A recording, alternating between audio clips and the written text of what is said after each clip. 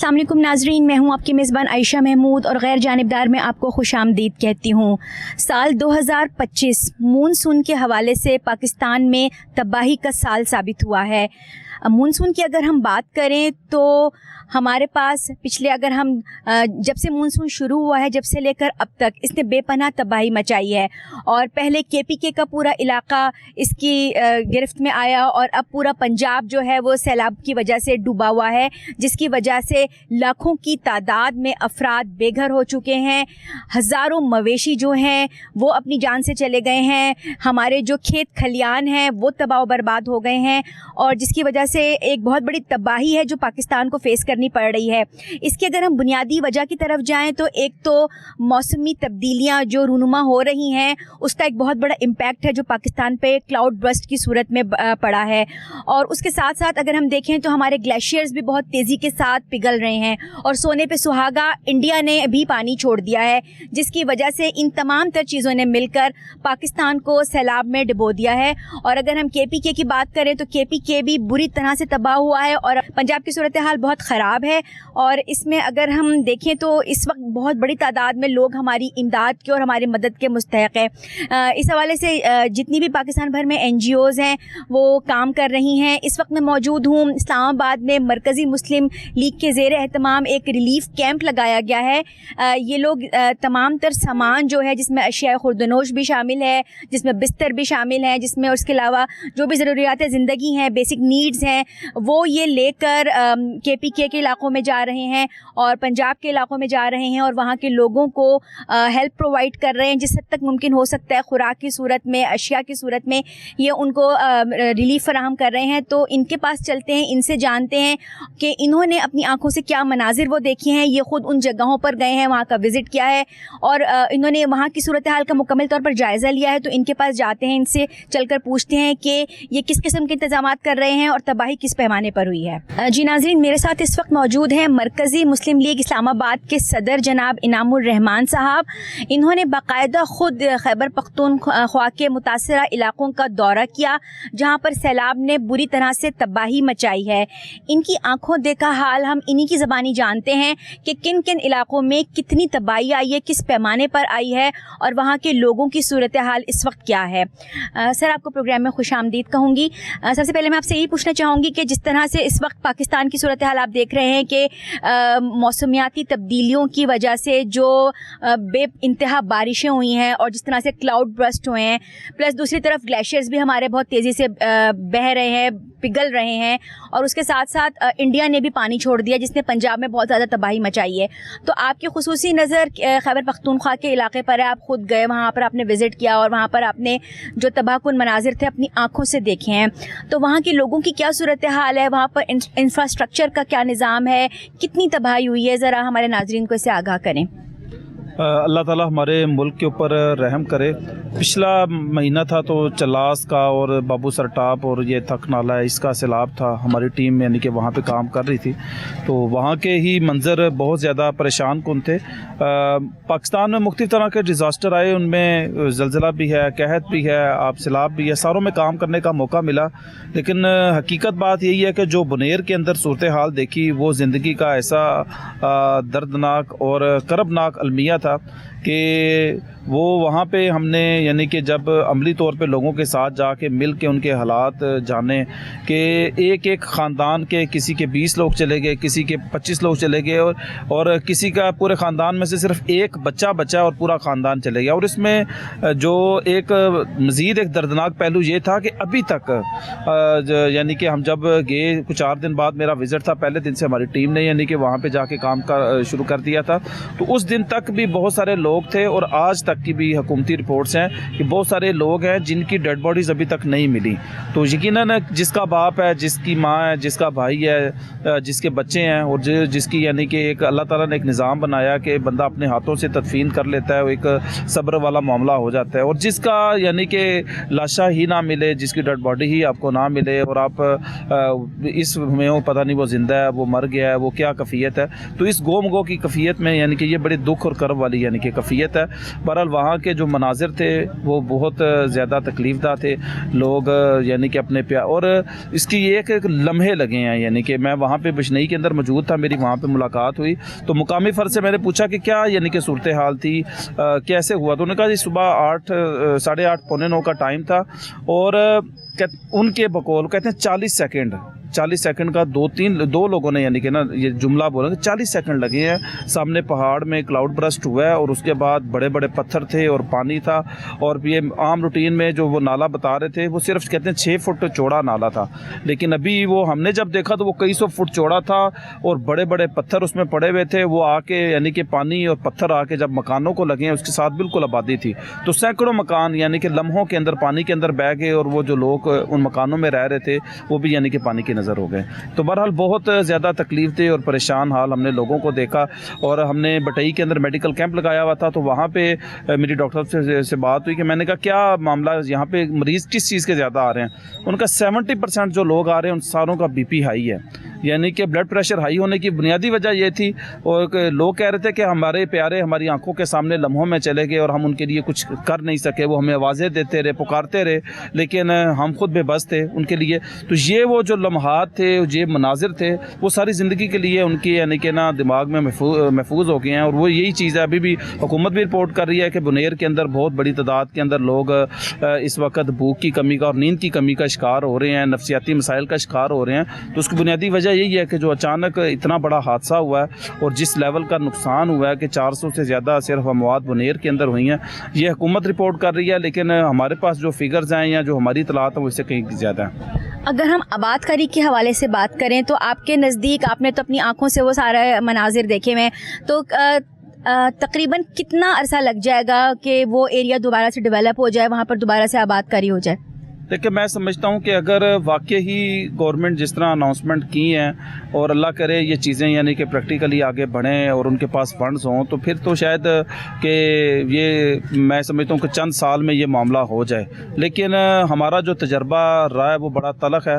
हुकूमती अनाउंसमेंट्स हमेशा से हुई हैं, होती भी हैं। पाकिस्तान में सैलाबों में काम करते हुए एक वक्त गुजर गया, तो जब जिसका एक दफ़ा यानी कि मकान बह जाता है, घर बह जाता है, पूरी ज़िंदगियाँ दोबारा से गुजर जाती हैं, लेकिन वो मकानात, वो घर की ज़रूरियात यानी कि नहीं। और ख़ास तौर पे हम देखते हैं कि हमारे माशरे का जो मिडिल क्लास है वो तो 1-1 रुपया जोड़ के चले, जिसको अल्लाह ताला ने मज़ीद वसअतें दी हैं। और यहाँ पे तो हमने देखा है कि मिडिल क्लास तो था बड़े बड़े ताजर ऐसे भी है लोग देखे हैं जो जिनके मकान भी गया, सब कुछ गया, और फिर उसके साथ करोड़ों रुपए के कारोबार थे साथ ही, यानी कि पीर बाबा बाज़ार के अंदर, वो भी यानी कि चले गए, कारोबार भी चले गया, घर भी चले गया। तो यकीनन उन लोगों को दोबारा अपने आप को उस लेवल पे खड़े करते शायद ज़िंदगी दोबारा गुजर जाए, वो उस मुकाम पे ना आ सके।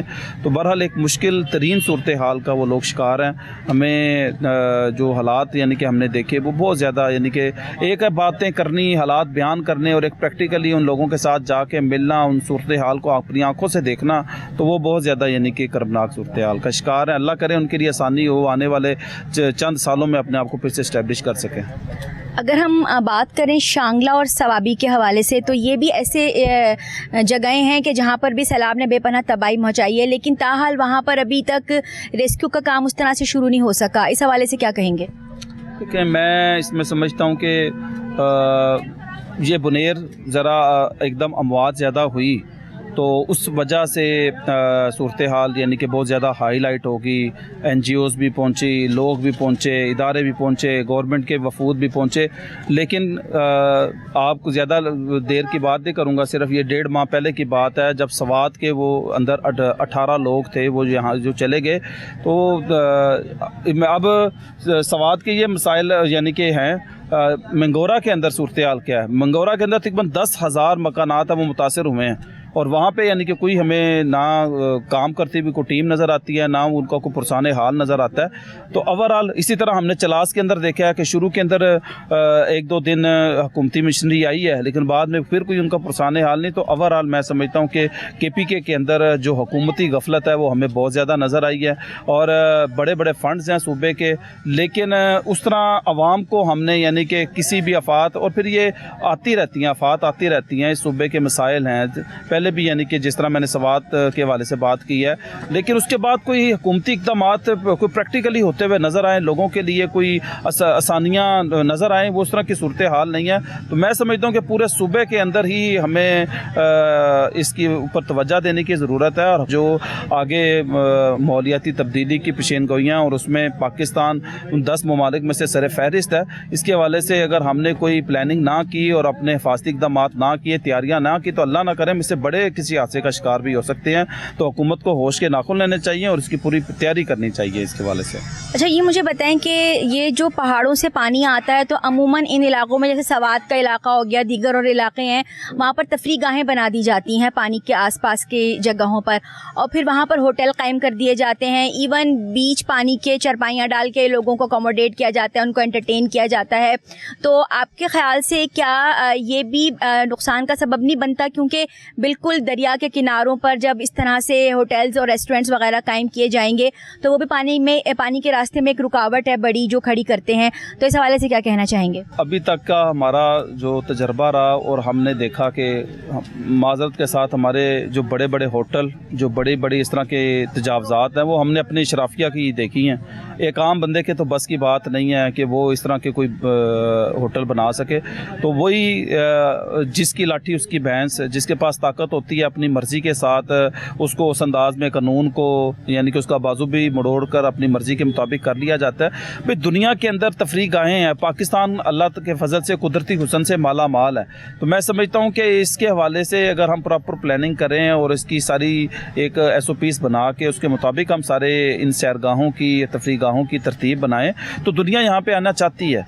लेकिन बहुत सारे ऐसे हादसात हैं जो हमारी अपनी गफलतों की वजह से रोनुमा होते हैं, और फिर उसके मुताबिक हम कोई एक्शन भी नहीं लेते, ना कोई प्लानिंग करते हैं। तो इसके हवाले से ज़रूर हमें इक़दामात भी करने चाहिए, और वो असूल ज़वाबित कानून के मुताबिक बना के फिर उसकी इम्प्लीमेंटेशन के लिए प्रॉपर रोल प्ले करना चाहिए। इस बात से बालातर होके कि जिसके पास जितना मर्जी को बड़ा ओहदा है, इख्तियार है, लेकिन ज़ाहिर बात है ये मुल्क अवाम का मुल्क है, तो अवाम के जो फेवर में जो चीज़ें हैं उसी के एतबार से ही चीज़ों को करना चाहिए, ताकि आइंदा हम किसी बड़े हादसे से महफूज रहें। और अक्सर इस तरह के हादसात हम देखने में मिलते हैं, तो इन हादसात से भी यानी कि इन इक़दामात के ज़रिए हम बच सकते हैं। इन इलाकों में जो रिहाइश पजीर लोग थे उनके घर तबाह हो गए, पत्थरों के नीचे दब गए, और तमाम तर ज़रूरियातें ज़िंदगी भी उनसे छिन गई इस आफत की वजह से। तो राइट नाउ उनके लिए क्या वहाँ पर कैंप्स वगैरह कायम कर दिए गए हैं कि जिनमें वो लोग रह रहे हैं? उसमें ये हुआ है कि ये पख्तून कल्चर के लोग हैं और गैरतमंद लोग हैं, पर्दे का ख़ुसूसी तौर पे ख्याल रखने वाले लोग हैं। तो उसमें कैंप्स की एक पूरी हमारी शुरू में ज़हन था कि हम यहाँ पे खैमा बस्ती लगाएं, लेकिन फिर मुकामी जो लोग थे उन्होंने हमें इस बात से यानी कि मना भी किया, और उन्होंने कहा जी ये इस तरह नहीं होगा, यहाँ पे कभी भी वो अपने ख़वातीन को नहीं भेजेंगे। तो उसमें ये हुआ कि ज़ाहिर बात है ये एक बेल्ट है जो नाले के इर्द गिर्द सारा एरिया या दरिया के इर्द गिर्द का जो सारा एरिया वही मुतासर हुआ, बाकी इलाके जो साइड पे हैं वो अल्हम्दुलिल्लाह महफूज हैं। तो फिर इसमें बहुत सारे जो रिश्तेदार के पास चले गए, दोस्त अहबाब के पास लोग चले गए वक्ती तौर पे कि हम ये दिन गुजारें। कुछ खैमे हमने तकसीम किए हैं, लेकिन वो एक खैमा बस्ती वाला नहीं है, किसी का जो ज़मीन थी जहाँ पे इसने अपने खैमा वगैरह लगा के बैठ गई वहाँ पे, यानी कि ये चीज़ें तो की हैं, लेकिन प्रॉपर खैमा बस्ती वाला यहाँ पे जिस तरह पंजाब के अंदर हमारा एक माहौल बनता है मुख्तलिफ डिज़ास्टर के बाद हमने किया भी, यहाँ पे वो माहौल नहीं है, इनफरादी तौर पर ही सारे मामला हैं। और जिस तरह कि आपने अभी पहले भी जिक्र किया कि बहुत सारे लोगों के जो बॉडीज़ हैं वो अभी तक रिकवर नहीं हुई हैं और वो मलबे तले दबी हुई हैं, तो क्या उनको मलबे से निकालने के लिए कोई हैवी मशीनरी वगैरह वहाँ पर आई है कि जो भारी भारी पत्थरों को हटाए और जो लोग हैं वो अपने प्यारों की बॉडीज़ को ढूंढ सकें? जी जी बिल्कुल, इस पे मैं खराज तहसीन पेश करूँगा। पाक फ़ौज इस पे बहुत अच्छा काम कर रही है, और वो उनके यानी कि मुस्तकिल एक्सीवेटर लगे हुए हैं, मशीनें भी लगी हुई हैं, इसी तरह हमारी अपनी टीमें यानी कि इस पे काम कर रही हैं। लेकिन इलाका इतना बड़ा है और मसाइल इस तरह के हैं, और जैसे जैसे यानी कि कोई अब वहाँ पे एक ही हमारे पास सोर्स है जिस पे यानी कि हम काम कर सकते हैं, वो ये है कि जहाँ से अब स्मेल ज़रा सी महसूस होती है वहाँ पे खुदाई करके तो उसके बाद वहाँ पे यानी कि डेड बॉडीज़ को तलाश किया जा रहा है। अब हमारे पास सोर्स भी नहीं है, पत्थर इतने ज़्यादा हैं, किस किस पत्थर को हटा सकते हैं आप, ये मुमकिन नहीं है। तो बस यही है, जहाँ से कोई स्मेल पैदा होती है या कोई शक पैदा होता है वहाँ पे फिर खुदाई करके तो वहाँ पर डेड बॉडी को तलाश किया जा रहा है। अच्छा, मुस्तकबिल की बात अगर मैं आपसे करूं तो अगर हमने इस साल तबाही देख ली और ये प्रिडिक्शन आ रही है कि आइंदा साल भी इससे भी ज़्यादा सख्त साबित होगा और ये जो क्लाउड बर्स्ट का सिलसिला शुरू हो गया है अब हमें ये मामूल में देखने को मिलेगा, तो हमारी गवर्नमेंट को, जैसे हमारे मुल्क में डेमो की बहुत ज़्यादा कमी है, तो आप क्या सजेस्ट करेंगे कि हमारे यहाँ छोटे छोटे डैम नहीं बना देने चाहिए ताकि, और इस पर तेज़ी से काम करना चाहिए ताकि हम आइंदा साल के लिए अपने मुल्क को बचा सकें इतनी बड़ी तबाही से? तो इसके लिए डैमों की जो बुनियादी अहमियत है उसके हवाले से कुछ कहिए आप। जी बिल्कुल, मैं समझता हूँ कि जो कालाबाग डैम है जिसको सियासत की नज़र किया गया उसको फौरी तौर पे यानी कि बनाना चाहिए। इसके अलावा बादशाह डैम है, दीगर जो यानी कि बहुत सारे ऐसे प्रोजेक्ट हैं जिन के नाम पे कौम से यानी कि करोड़ों अरबों रुपया इकट्ठा भी किया गया लेकिन वो चीज़ें अमल में नहीं लाई जा सकी। भाई इस वक्त मौसमी एक तरफ हमारी सूरत हाल ये है कि हम दरख्तों की कटाई से बाज नहीं आ रहे, यानी कि ये इस सैलाब में एक बहुत बड़ा अलमिया वो ये भी था कि जो टम्बर माफिया वहाँ पे मुतहर्रिक है, उन्होंने वहाँ पे जो दरख्त काट काट के छुपाए हुए थे वो सैलाब के साथ वो सारे आश्कार भी हुए, वो सारे आए भी। तो ये एक तो हुकूमत को इस पे मैं समझता हूँ कि एक कवानीन सख्त तरीन, जिस तरह आप साइबर क्राइम के हवाले से सख्त तरीन कवानीन बना रहे हैं, इस तरह से आपको फौरी तौर पर असम्बली के अंदर आकर आपको कवानीन बनाने चाहिए दरख्तों की कटाई के हवाले से। ये एक दरख्त का कत्ल नहीं है, मैं समझता हूँ ये दरख्त की कटाई ये इंसान का बुनियादी तौर पर कत्ल है। ये जो सारा क्लाउड बर्स्ट हो रहा है, अगर इसकी हम सियासी वजूहात देखें तो उसके पीछे सारी वजूहात यही हैं जो इस टाइम जितनी बेदर्दी के साथ जंगलात को काटा जा रहा है और वो उस मौसमी तगैयुर का वो इलाका शिकार हो रहा है और फिर रहने वाले जो लोग हैं, तो इसके हवाले से एक तो कानून साजी करनी चाहिए और सख्त तरीन कवानीन बना कर प्रैक्टिकली फिर उनके ऊपर अमल दरामद होना चाहिए। और दूसरी जो बात है वो बिल्कुल डैम बनने चाहिए जहाँ पे जिस लेवल पे यानी कि हैं वो डैम बनाने चाहिए। ये तो एक हमारे कौम की ज़रूरत है, सारी दुनिया अपने मुल्की मफाद के अंदर फैसला करती है, लेकिन हमारी बदकिस्मती ये है कि हम कौमियत की बुनियाद पे या सूबाइयत की बुनियाद पे जानबूझ के कुछ हमारे अपने दुश्मन हैं, कुछ बाहर के दुश्मन हैं, वो मिलजुल कर इस मामले को मुतनाज़ बनाया हुआ है। मुतनाज़ तो नहीं है, ये तो हमारी बका का मसला है। तो इसलिए फिलफौर हुकूमत को इस पर होश के नाखुन लेने चाहिए और हमारे ये जो डैम्स हैं, जो अनाउंसमेंट है, जो खामखा सियासत का शिकार है, सियासत आप करें, ज़रूर करें, लेकिन पाकिस्तान के मफाद की सियासत करें ना, पाकिस्तान के अवाम की मफाद की सियासत करें, ना कि आप बाहर के किसी एजेंडे के ऊपर काम करें और अपने यानी कि इन जो पाकिस्तान के फ़ायदे के लिए जो चीज़ें हैं उन्हीं को आप यानी कि मुतनाज़ बना दें। तो बिल्कुल ये एक जो डर्टी पॉलिटिक्स है इससे हमें इज्तनाब करना चाहिए और सियासत वो करें जो पाकिस्तान के मफाद के लिए, और पाकिस्तान का मफाद ये है कि फौरी तौर पर काला बाग डैम और दीगर जो डैम है वो बनने चाहिए। अच्छा, मैं ये देख रही हूँ यह हमारी बैक साइड पर ये बहुत बड़ी तादाद में सामान है जो अशिया खुर्दुनेश हैं, इसमें बिस्तर वगैरह ही रखे हुए हैं, तो आप ज़रा हमें विज़िट करवाएं, हमें दिखाएं कि आपने कितनी मिक़दार में क्या क्या सामान इकट्ठा किया है और आप ये किस तरह से वहाँ पहुँचाते हैं। तो ज़रा हमारे नाज़रीन को इसकी तफसील बताएं। जी सर, ज़रा हमें बताएं कि आपने ये इमदादी सामान जो है ये क्या क्या इकट्ठा किया है और ये किस तरह से फिर पहुँचाया जाएगा। इसमें अभी हमने बहाली प्रोग्राम शुरू किया है। शुरू में रेस्क्यू, खाना और दीगर मेडिकल की सहूलियात के साथ अभी हमने बहाली प्रोग्राम शुरू किया है। तो ये आप देख रहे हैं कि गर्म मलबूसात हैं फैसलाबाद से प्रॉपर यानी कि ऑर्डर के ऊपर हमने यानी कि ये अपर हैं, तो इसी तरह जो शर्ट्स वगैरह हैं ये हमने किया और तकरीबन ब्रांड न्यू सारा सामान है और फैसलाबाद से स्पेशल हमने इसको तैयार किया। तो इसी तरह कपड़े हैं, इसी तरह फिर ये आप ये देख रही हैं ये बिस्तर यहाँ पे यानी कि मौजूद हैं और फिर उसके साथ राशन के हवाले से हमने राशन है, राशन के अंदर एक तो आटा है, दालें हैं, चीनी है, ये चीज़ें हैं। इसके साथ हम आप ये देख रही हैं कि ये सर्फ़ है ये भी दे रहे हैं, इसी तरह जो साबुन है वो भी दे रहे हैं, शैम्पू है मैं आगे आपको दिखाऊंगा यानी कि वो भी दे रहे हैं, सैनिटाइज़र है वो भी दे रहे हैं। तो एक पूरा हमने पैकेज बनाया है कि एक फ़ैमिली के लिए। इसी तरह ये चटाई आप देख रही हैं कि ये यानी कि यहाँ पे मौजूद है, सिलेंडर है वो दे रहे हैं। ये हमारे पास जो किचन का सेट है और इसमें 45 पीसीज हैं जो किचन से रिलेटेड हैं। इसमें प्लेट्स हैं, ग्लास हैं, इसी तरह तवा इसके अंदर मौजूद है, टब मौजूद है। तो ये एक किचन का एक जो बिल्कुल इब्तदाई सामान एक ज़रूरत होता है किचन के लिए वो इसके अंदर मौजूद है। फिर ये सारी एक तरतीब है। बिस्तर है हमारे पास, सिलेंडर हम दे रहे हैं कि जो लोग जिनका कुछ भी घर का यानी कि नहीं बचा तो उनको हम यानी कि दे सकें। इसी तरह ये आप देख रही हैं कि लिक्विड है हैंड वाश के लिए, ये डिटोल है, ये हम यानी कि दे रहे हैं।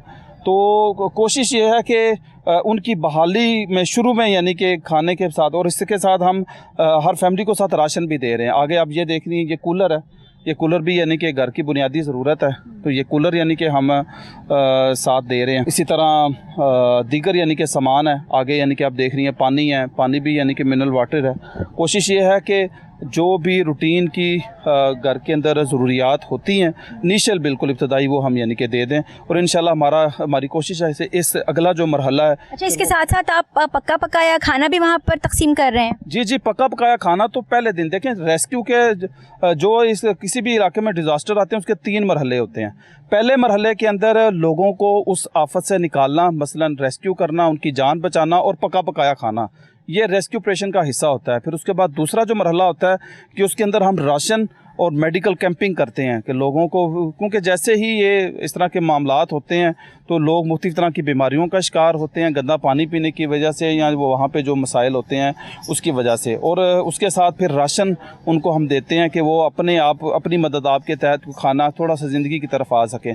और तीसरा जो मरहला होता है उसमें फिर रिहेबिलिटेशन प्रॉपर, इसमें मकानात की तमीर है या घरों की तमीर है, और ये सारे सिलसिले हैं, ये सारी यहाँ पर हमारी आप देख रही है पैकिंग हो रही है। पैकिंग में हम चावल दे रहे हैं, इसी तरह दाल चना है, इसी तरह जो मसर हैं वो यानी कि हम दे रहे हैं, इसी तरह इसमें आटा मौजूद है, और दीगर मैंने जिस तरह आपको बताया है कि साबुन मौजूद हैं, इसी तरह हैंड वाश के लिए जो ज़रूरत होती है साबुन वो मौजूद हैं।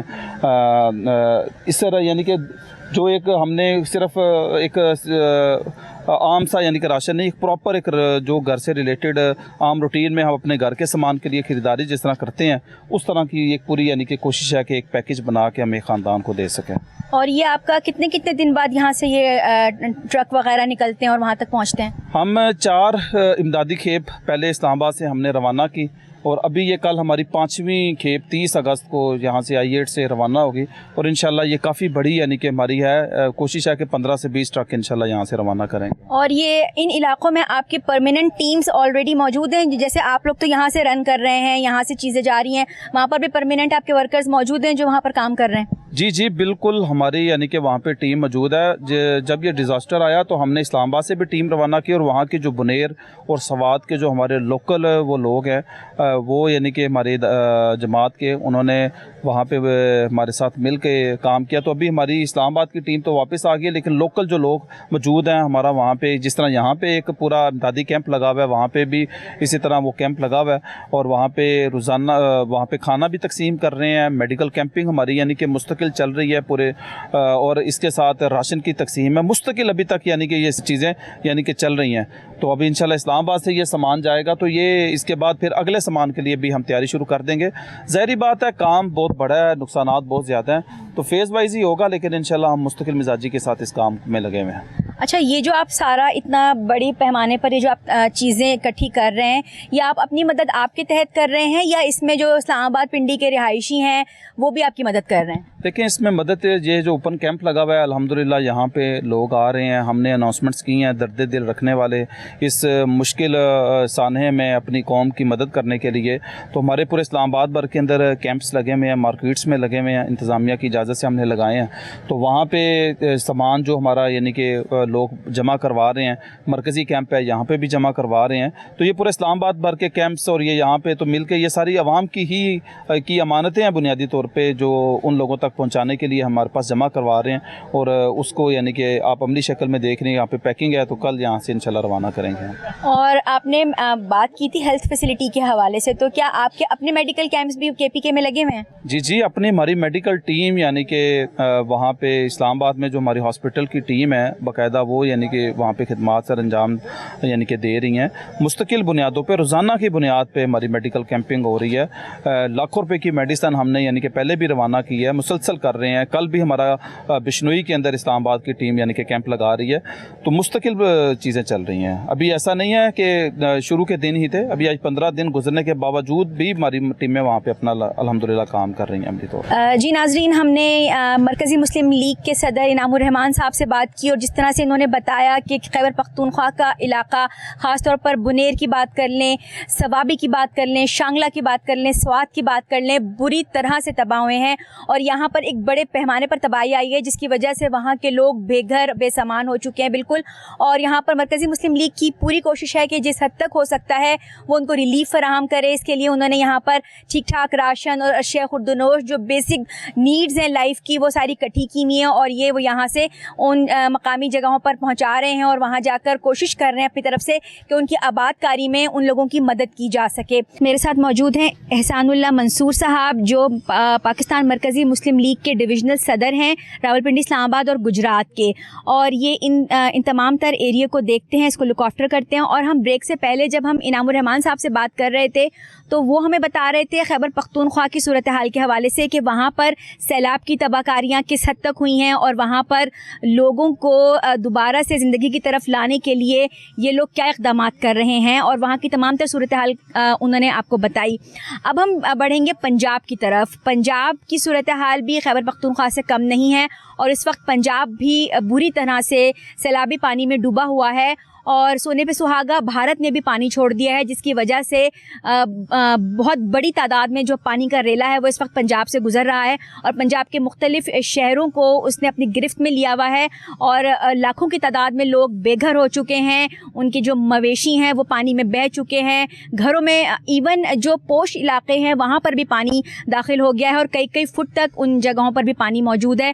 वहाँ पर क्या सूरत हाल है, वहाँ पर लोगों को किस तरह से रिलीफ फराहम किया जा रहा है और उनकी किस तरह से मदद की जा रही है, वहाँ का आंखों देखा हाल हमें ये बताएंगे। सर, आपका प्रोग्राम में खुशामदीद कहूँगी मैं। आप मुझे बताइए कि आपकी तमाम तर नज़र पंजाब के ऊपर है, और पंजाब में जिस तरह से इस वक्त सैलाब ने तबाही मचाई हुई है, तो आपने उसको अपनी नज़र से देखा, तो हमारे नाज़रीन को बताइए। जी, बहुत शुक्रिया। पहली बात तो ये है कि मेरे पास जो 10 अजला हैं उनमें 3 अजला वो हैं जो इस वक्त सैलाब से मुतासर हैं, जिनमें वज़ीराबाद का ज़िला है, और इसी तरह आप कह सकते हैं कि गुजरात का ज़िला और मंडी बहाउद्दीन का। तो चूँकि सियालकोट और नारोवाल की तरफ से बेसिकली सैलाब ने आना था, सियालकोट का हेडमराला का एरिया बनता है, तो उसी तरफ से जो सैलाब आ रहा है वो चनाब के अंदर, तो चनाब के दाएं में जो भी एरिया है वो बहरहाल उससे मुतासर होना था। तो मैं अल्हम्दुलिल्लाह परसों वज़ीराबाद मौजूद था, तो वहाँ एक एरिया बनता है, आप इस तरह कह सकते हैं कि मगरबी साइड थोड़ी बनती है इसकी वज़ीराबाद की, सियालकोट रोड और वज़ीराबाद रोड। तो उसके सियालकोट की तरफ जब जाएं वज़ीराबाद से, तो बाएं साइड का जितना एरिया था वो नाला पलखू का भी मामला है, उधर फिर चनाब का भी एरिया था। तो इस दोनों दरिया और नाले ने मिल के इस आबादी को बहुत ज़्यादा मुतासर किया। हत्ता कि सिटी एरिया में ये हालात थे कि जो मेन रोड है वहाँ से छोटी जो ट्रांसपोर्ट थी वो गुजर नहीं सकती थी, तो उसका एक एरिया बनता है जिसको हम बेला कहते हैं। ये वो एरिया और सड़क के साथ साथ वो आबादी है कि जहाँ कहीं कहीं फुट पानी था। यही वजह है कि हमें वहाँ लोगों को रेस्क्यू करने के लिए कश्ती की सर्विस फराहम करना पड़ी।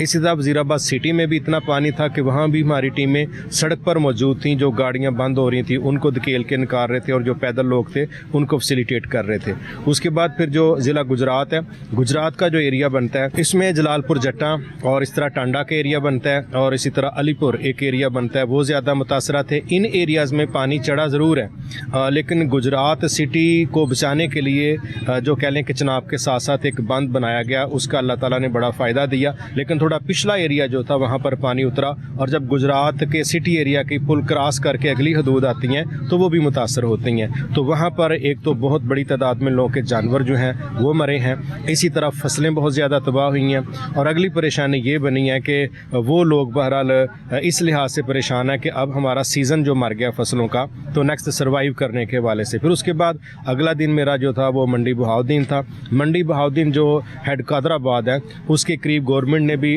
टेक्निकली जो शगाफ डाला है, बहरहाल वो उनका एक अच्छा इक़दाम था, लेकिन उसकी वजह से भी कई वो एरिए जहाँ वो कह रहे थे कि माजी में कभी पानी नहीं आया, तो वहाँ मैं खुद वहाँ पहुँचा हूँ, और तकरीबन 7 से 9 फुट तक पानी हमने एरियाज़ में देखा है। यही वजह है कि वहाँ पर भी हमारी कश्ती सर्विस मौजूद थी, और अल्हम्दुलिल्लाह वहाँ भी हमने लोगों को रेस्क्यू किया। फिर तीसरी चीज़ यह है कि आज जो मालूमात मिली हैं उसके मुताबिक वज़ीराबाद का भी पानी उतर चुका है, और जो गुजरात का एरिया था उसका पानी भी काफ़ी हद तक उतर चुका है, और जो एरिया मंडी बहाउद्दीन का बनता है वहाँ भी काफ़ी पानी की सतह नीचे आ चुकी है। तो लेकिन ये जाते जाते बहरहाल फसलों का नुकसान, मवेशियों का नुकसान, और जो घरों में पानी दाखिल हुआ है तो सामान का नुकसान, ये 3 किस्म की परेशानी इस एरिया में बहरहाल बनी है। अच्छा, जिस तरह से ये फसलों का नुकसान हुआ है, तो जब ये पानी उतर जाएगा तो आपके ख्याल में क्या वो ज़मीन काबिल काश्त रहेगी? इसमें बाज़-औक़ात फ़ायदे भी होते हैं, क्योंकि मिट्टी की तय जब चेंज होती है तो बाज़-औक़ात ये ज़रख़ेज़ी बढ़ाती है। लेकिन बाज़-औक़ात ऐसा होता है कि किसी एरिया में अगर ज़्यादा देर पानी खड़ा रहता है तो वहाँ पर उसके असरात मुख्तलिफ हो सकते हैं, लेकिन बाज़-औक़ात सैलाबों की मिट्टी ज़रख़ेज़ी के लिहाज से फ़ायदा भी दे जाती है। अच्छा, जिस तरह से पहाड़ी इलाकों की हमने बात की, वहाँ पर पानी निकल गया और अब वहाँ पर पत्थर बहुत ज़्यादा बड़ी तादाद में आए हैं जिनको हटाया जा रहा है और लोगों को कैटर किया जा रहा है। अगर हम ये ज़मीनी इलाके की बात करें तो यहाँ पर अभी तक पानी मौजूद है और इसके निकलने में टाइम लग रहा है, तो आप लोग अपने फिर जिन जिन इलाकों में पानी उतर चुका है वहाँ पर आपने अपने रिलीफ कैंप्स वगैरह लगाना शुरू कर दिए हैं? जी, पहली बात तो ये है कि हमने जब भारत की तरफ से ये इतला सुनी थी कि उसने स्टेट लेवल पे पाकिस्तान को इतला की है कि पानी आ रहा है, तो इसका साफ सीधा मतलब था कि पानी थोड़ा नहीं। अगर पानी थोड़ा होता तो उसको इतला देने की ज़रूरत ही नहीं थी, लेकिन मैं समझता हूँ कि पानी ज़्यादा मिकदार में था और उसकी ख़बरों की वजह से पाकिस्तान ने तो अलर्ट होना ही था। तो अल्हम्दुलिल्लाह हमारा चूँकि पूरे पाकिस्तान में एक मेकनिज़म है, एक सेटअप ऐसा है कि इस वक्त ब्याक वक्त हम पंजाब और KPK में दोनों जगहों पर और गिलगित बल्तिस्तान में, ये तीनों जगहों पे हमारी टीमें काम कर रही हैं। इस वजह से फिर जो ही भारत की तरफ से इतला आई तो हमने फिलफौर इसको प्लान कर लिया और सैलाब आने से पहले, यानी ये जो तीनों हमारे एरियाज़ हैं, यहाँ अभी सैलाब दाखिल नहीं हुआ था लेकिन हमारी टीमें अलर्ट हो गई थी और उसका अल्लाह के फजल से अगला काम ये हुआ कि पहला दिन जो ये रेस्क्यू का दिन था और इसमें हमने रेस्क्यू भी लोगों को किया, पका पकाया खाना भी लोगों को दिया। लेकिन जो कल का दिन गुजरा है इसमें सारे एरियाज़ में मेडिकल कैंपिंग, पका पकाया खाना, ये दो चीज़ें वहाँ ज़रूरत थी, वो अभी तक अल्हम्दुलिल्लाह चल रही हैं। अच्छा, मेरी इनाम उर रहमान साहब से भी बात हो रही थी, मैं आपसे भी इस बात का जिक्र करना चाहूँगी कि हमारे मुल्क में जिस तरह से मौसमी तग़य्युर की वजह से तब्दीलियाँ रूनुमा हो रही हैं, ग्लेशियर्स पिघल रहे हैं और जिस तरह से क्लाउड बर्स्ट हो रहा है, तो आने वाला साल मुतवक्को है कि इससे भी ज़्यादा सख्त साबित हो सकता है और उसमें भी इस तरह क्लाउड बर्स्ट होने की प्रेडिक्शंस आ रही हैं। तो आपके ख़्याल में हमारे मुल्क में इन चीज़ों से बचाव के लिए कि अगला साल कम से कम हमारा इतना नुकसानदेह साबित ना हो, हुकूमत को डैम्स बनाने की तरफ खुसूसी तवज्जो देनी चाहिए, क्योंकि जब तक हमारे पास डैम्स एक बड़ी तादाद में मौजूद नहीं होंगे तब तक हम इन मुश्किलात पर काबू नहीं पा सकते। लेकिन बदकिस्मती से हमारे यहाँ जो डैम है वो सियासी इंतशार का शिकार हो जाते हैं और डैम बनने में नहीं आ रहे, तो इस हवाले से आप क्या कहेंगे? और देखिए, पहली चीज़ तो इस चीज़ को इतराफ़ कर लेना चाहिए कि बैनुल-अक़वामी सतह पे माहौलियात की ख़राबी में हम इंसानों का सबसे बड़ा किरदार है, इसको हम तकदीर के खाते में नहीं डाल सकते। दूसरा मसला ये है कि पाकिस्तान में पॉलिटिकली इशू ज़रूर है कि ये डैम नहीं बनेगा, वो नहीं बनेगा, और मेरे इल्म में ये बात है कि हिंदुस्तान अमलन इसमें अरबों रुपया मुसलसल सालाना इन्वेस्ट करता है कि पाकिस्तान मुआशी लिहाज से बिलखुसूस ज़राअत और डैमों के लिहाज से डिस्टर्ब रहे, और वो लोग जिनको बिकने में बिल्कुल देर नहीं लगती और वो सियासत को बिज़नेस समझते हैं, वो भारत की ज़ुबान बोलते हैं और उसके नतीजे में ऐसे ऐसे फ़ैसले उनके रास्ते में रुकावट बन जाते हैं जो मुल्क के लिए मुफीद होते हैं लेकिन किसी और मुल्क के लिए वो कहने के नुकसानदेह हो सकते हैं। तो मैं समझता हूँ कि पाकिस्तान में इस वक्त, मैं साफ सीधी बात करूँगा कि पाकिस्तान में इस वक्त सबसे पहली ज़रूरत इस बात की है कि इत्तेहाद कायम किया जाए। वो हमारा KPK का सूबा हो, बलूचिस्तान का हो या कोई भी ऐसी जगह जहाँ थोड़ा सा भी इंतशार है, तो कौमी सतह पर एक इत्तेहाद की ऐसी फ़िज़ा बनानी चाहिए जिसमें हम मुल्क के मसाइल को अपना दर्द और अपना मसला समझें। उसके बाद मेरा ख्याल है अल्लाह से डर के हमें ये फ़ैसला करना चाहिए कि किसी को नीचा दिखाना या तंग करना मकसूद नहीं है। 24 करोड़ लोगों का मसला है, अभी भी तो सारे मुतासर हुए हैं, तो इस लिहाज से सियासत चमकाने के लिए ये इशूज़ नहीं उठाने चाहिए, बल्कि सियासत को मजबूत करने के लिए पब्लिक की वेलफेयर के काम करने चाहिए। तो उसमें सिर्फ डैमों का बनना ही काफ़ी नहीं। अगला मसला उसमें ये है कि हिंदुस्तान ने बहुत देर पहले हमें एक थ्रेट दी थी। इन्होंने कहा था कि हम ऐसा माहौल बना देंगे कि पाकिस्तान पानी की बूंद बूंद को तरसेगा। ये वज़ीर मोदी के बयानात मौजूद हैं। तो उन्होंने 62 डैम हमारे दरियाओं पे बनाए भी हैं। अफसोस की बात ये है कि इस सिलसिला में अब वो वक्त आ गया कि हमारी जंग ही हो गई, और उस सिलसिला में जो कह लें कि पाकिस्तान के फील्ड मार्शल साहब की गुफ्तगू बाहर के मुल्कों में हुई है कि अगर ये सिलसिला इसी तरह कायम व दायम रहा तो हम तो मिसाइल मार के ये सारे डैम शैम तोड़ देंगे। लेकिन सवाल ये पैदा होता है, सबसे पहले हम पाकिस्तान की कौम को इकट्ठा करें, उसके बाद ये जो माहौलियाती तब्दीली हुई है इसको अल्लाह से डर के तस्लीम करें, और उसके बाद सिर्फ डैमों का मसला नहीं है मेरी बहन, बड़ा सादा सा मसला ये है कि हमारे पास जो जंगलात का रकबा होना चाहिए इंटरनेशनल स्टैंडर्ड के मुताबिक वो 25 से 30% होना चाहिए, और हमारे पास है 4.7। और जो है उसमें भी दरख्त काट दिए जाते हैं। इतने काटे हैं कि 1992 से लेके 2025 तक हम 18% जंगल अपना काट चुके हैं।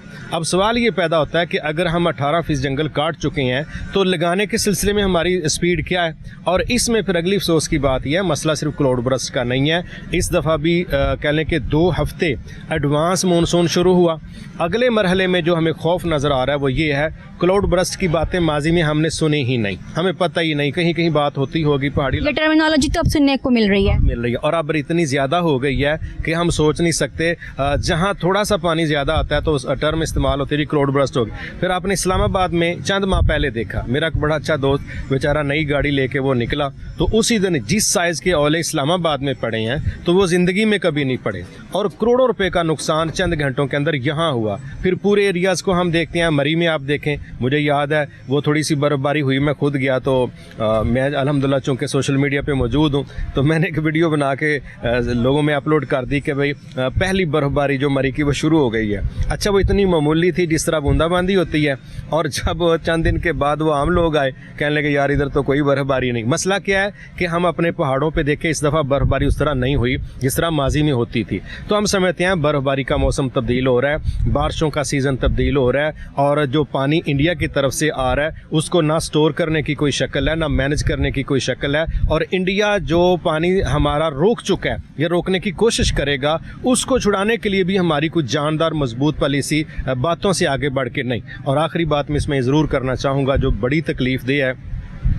पाकिस्तान में ज़राई ज़मीनें वो हाउसिंग सोसाइटियों के लिए बेची जा रही हैं, ज़बरदस्त फसलें देने वाली वो ज़मीनें बेच के वहाँ बिल्डिंगें उगाई जा रही हैं। साफ बात है, अगला नुकसान मैं कहता हूँ कि ऐसे एरियाज़, मुझे भाइयों ने बताया मुल्तान साइड पे जहाँ आमों के बेहतरीन बागात थे, वो बागात काट के हाउसिंग सोसाइटियाँ बनाई गई हैं। अभी लाहौर की जो सोसाइटियाँ डूबी हैं, बैक पे पॉलिटिशियन खड़े हैं, फ्रंट पे बिजनेसमैन है, मिल के खाते हैं, साफ सीधी बात है। और अब जो तबाही आई है वो सब ने देख लिया। तो मैं ये समझता हूँ कि हाउसिंग सोसाइटियों के सिलसिले में हमारा जो स्टैंडर्ड है वो दोगला है, और हम कौमी सोच के कायल नहीं या इसके कायल नहीं है। हमारा फ़र्ज़ बनता है कि डैमों के साथ साथ हम अपनी बंजर ज़मीन पर हाउसिंग सोसाइटियाँ बनाएं। और ये जो होता है ना, जो विला के नाम से हम 6-6 कनाल में घर बना रहे हैं, बैरूनी ममालिक में जिस तरह कहने के अपार्टमेंट की शक्ल है और कई मंजिला बिल्डिंग्स बनती हैं, हमें अपनी आबादियों को उधर शिफ्ट करना चाहिए। ये नहीं है कि एक अकेला बंदा कहता है जी मेरा तो 4 एकड़ में घर है, तो 4 एकड़ में हमने क्या करना है भाई। ये हमारे वो स्टैंडर्ड हैं जो मुतासर करने के लिए तो हो सकते हैं, लेकिन कौमी सतह पर ये इतनी कोई महज़ब या समझदारी वाली पॉलिसी नहीं है। अच्छा, अगर हम इंडिया से आने वाले पानी की बात करें तो वो सिर्फ इस साल नहीं आया। जब भी बरसात मानसून का सीज़न आता है, इंडिया हमेशा पानी छोड़ता है, और जिससे हमारे मुल्क में सैलाबी सूरत हाल जो है वो पैदा होती है।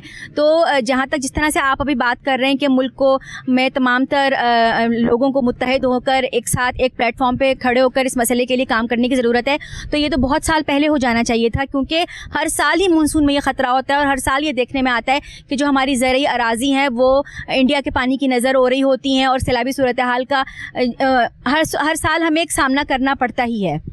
असल ये है कि हमारी कौमी पॉलिसी है नहीं, मादरत के साथ हमारी सूबाई पॉलिसी हैं, और सूबाई पॉलिसियाँ भी हमारी एक ऐसे तासब पे खड़ी हैं। लफ्ज़ बोले जाते हैं कि हम सिंध कार्ड खेलेंगे, लफ्ज़ बोला जाता है कि हम पश्तो कार्ड खेलेंगे, हम पंजाबी कार्ड खेलेंगे, बलोच। अब जब ये कंपटीशन लगा हुआ है, कंपटीशन क्या है, कौमियत परस्ती है, इलाकायत है, लिसानियत है। अभी थोड़ी देर पहले चले जाएँ तो हमारे यहाँ सूबों की तकसीम की बात होने लगी, तो ये बात हो रही थी जी कि सराइकी बेल्ट जो है इसको सराइकी की बुनियाद पे तकसीम करें। हम कहते हैं यार ये क्या बयान है, पहले हम ज़ुबानों पे तकसीम करेंगे फिर लहजों पे तकसीम करेंगे, हम तो मुल्क की छोटी बोटी बना बैठेंगे। मसला सिर्फ इसमें यह आ जाता है असूली तौर पे इंतज़ामी हवाले से हम देखें, और फिर अल्लाह से डर के इस चीज़ को देखें कि यार पूरे मुल्क का ज़्यादा फ़ायदा और ज़्यादा नुकसान किस में है। तो अगर इज्तिमाई तौर पर फ़ायदा ज़्यादा हो तो फिर सूबे टांग ना अड़ाएँ, फिर बरादरियाँ टांग ना अड़ाएँ, फिर हम उसमें अल्लाह से डर के फ़ैसले करें।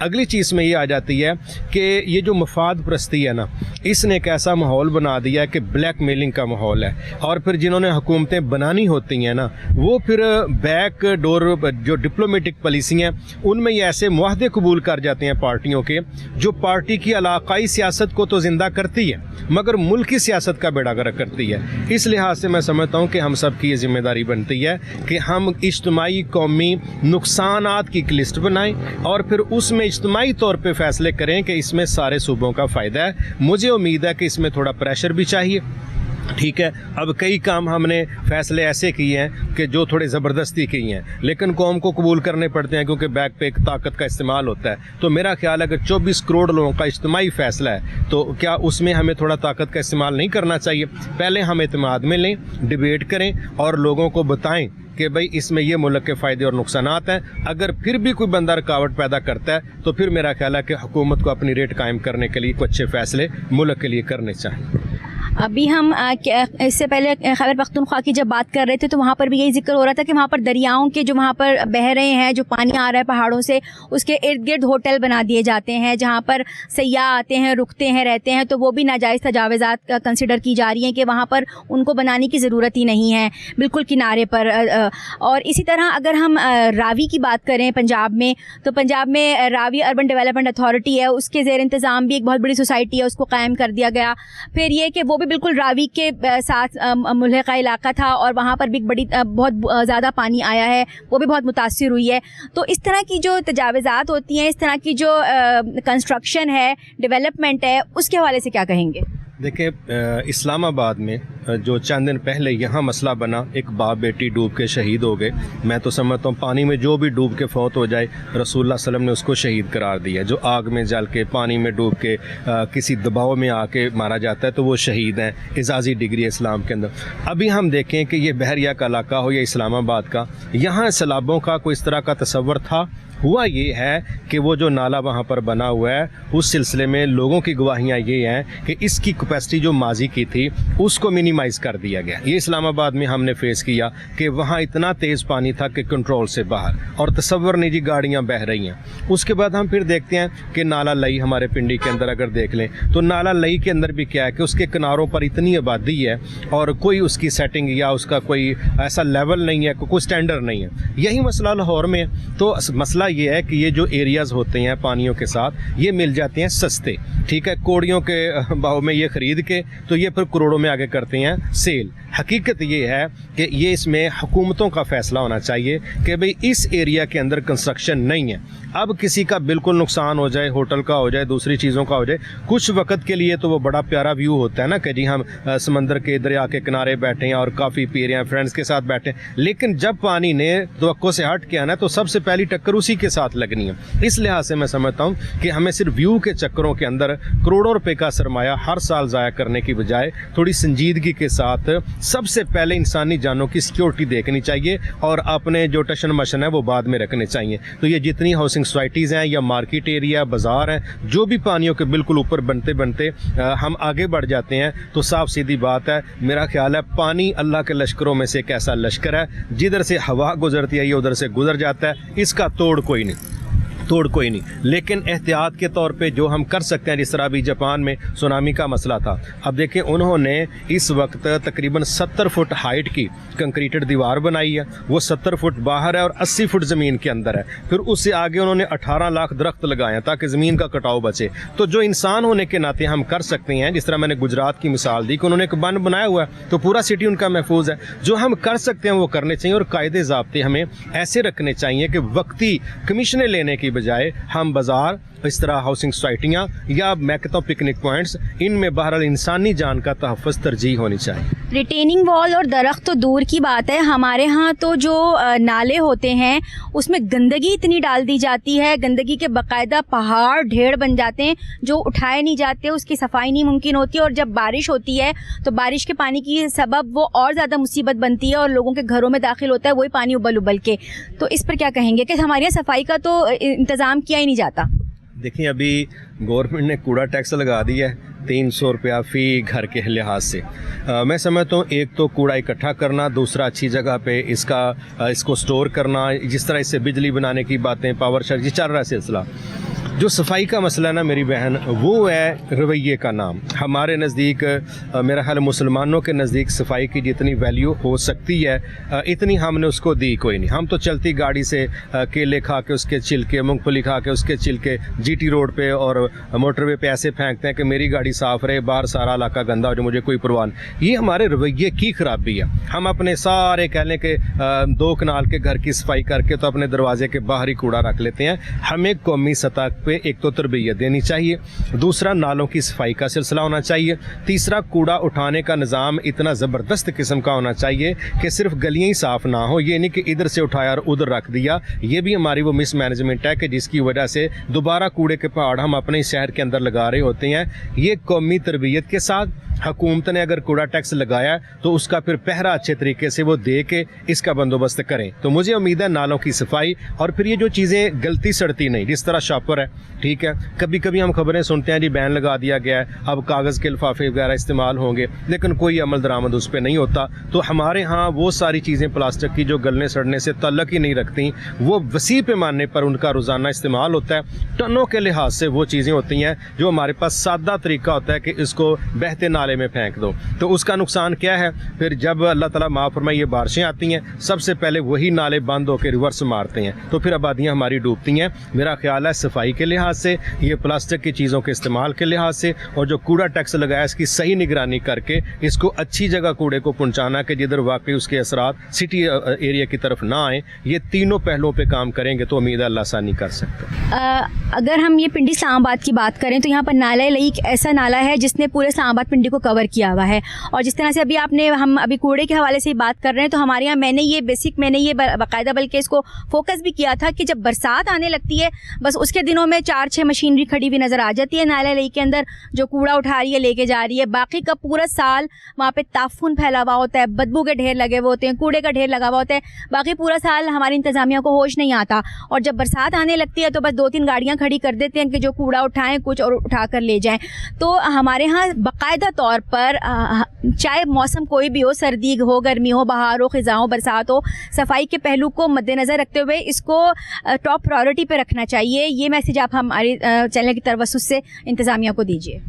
देखें, इम्तिहान में अच्छे तरीके से वही कामयाब हो सकता है जिसने सारा साल पढ़ा है। जो बंदा सिर्फ इम्तिहान के दिनों में उठता है ना, वो 18 घंटे भी पढ़े तो वो डिप्रेशन में ही होता है। मैं समझता हूँ कि इसी वजह से अभी हमने अगर सर्विसेज सैलाब के फौरी बाद पूरे मुल्क के अंदर दे दी, गिलगित में भी दे दी, KPK में भी दे दी, पंजाब, तो इसकी वजह ये नहीं कि हमारी रात को आँख खोली थी, इसकी वजह है कि हमारा एक माइंड सेट है खिदमत खलक का। दूसरा, पूरे पाकिस्तान के अंदर हमारे कारकुनान मौजूद हैं। अभी हम इस वक्त जो मशवरा कर रहे हैं, पूरे पाकिस्तान में हर ज़िली सतह पे एक बड़ा रेस्क्यू सेंटर बनाने जा रहे हैं, जिसमें अल्लाह की तौफीक से बहुत बड़ी तादाद नौजवानों की, वो फायर के हवाले से हो, वो पानियों के हवाले से हो, एक्सीडेंट के हवाले से हो, यानी कोई भी डिज़ास्टर होगा तो हमारे वो रेस्क्यू सेंटर उसमें इंशाल्लाह ऑलराउंडर की तरह काम करेंगे। तो ये काम हमने पूरा साल करना है, पूरा साल करेंगे तो हम फिर मसाइल से निपट सकते हैं। तो हमारी इंतज़ामिया के लिए भी ज़रूरी है कि ये बादल देख के अगर काम करेंगे ना, वो जो पंजाबी में कहते हैं घर आई जानते विनो कुड़ी दे कान, ये नहीं हो सकता। इसके लिए बेहतरीन नाला पूरा साल ये थोड़ा थोड़ा काम करें, इंशाल्लाह फिर इन मरहलों में इनको सिर्फ अपीयरेंस देनी पड़ेगी और काम आसानी के साथ हो जाएंगे। लेकिन सिर्फ बादलों के दिनों में या बारिशों के सीज़न में जो भी कोई काम करेगा, मेरा ख्याल है वो फ़ोटो शॉट कर सकता है। और इस शूटिंग के साथ मेरे ख्याल लोग रेस्क्यू नहीं होते, लोग तब रेस्क्यू होते हैं जब मुस्तकिल बुनियादों पर काम हो, और ये पूरे साल का ही काम है। जी नाज़रीन, हमने मरकज़ी मुस्लिम लीग की आला क़यादत से बात की, उनसे जाना कि वो किस तरह से खैबर पख्तूनख्वा और पंजाब के इलाकों में रिलीफ का काम कर रहे हैं और किस तरह से सैलाब से मुतासिरा अफराद की मदद कर रहे हैं। तो इनको देखते हुए यकीनन ये एक हमारे लिए मोटिवेशन है, और तमाम तर पाकिस्तानियों को जागना होगा, उठना होगा, बेदार होना होगा और आगे बढ़कर अपने जो सैलाब से मुतासिरा अफराद हैं, जो बहन भाई हैं, उनकी दिलो जान से खिदमत करनी होगी। और इसके लिए बहुत ज़रूरी है कि आप इन जैसे भाइयों का, इन जैसे साथियों का इनका साथ दें, यहाँ पर आएँ और रिलीफ के हवाले से जो भी आप मदद कर सकते हैं, जो आपको अल्लाह ताला ने तौफीक दी है, उसमें अपना हिस्सा ज़रूर डालें। और जहाँ तक रही बात कुदरती आफात की, तो ये ज़िंदगी का एक हिस्सा है, इससे हम जिसे कहना चाहिए ना, इससे हम नज़र चुरा नहीं सकते, क्योंकि ये एक कुदरती चीज़ है जिसको हमें फेस करना पड़ रहा है। तो ज़रूरत इस अमर की है कि गवर्नमेंट की सतह पर भी इस पर बहुत ज़्यादा काम किया जाए, और सबसे अहम और ज़रूरी चीज़ वही है कि ज़्यादा से ज़्यादा डैम्स बनाए जाएँ।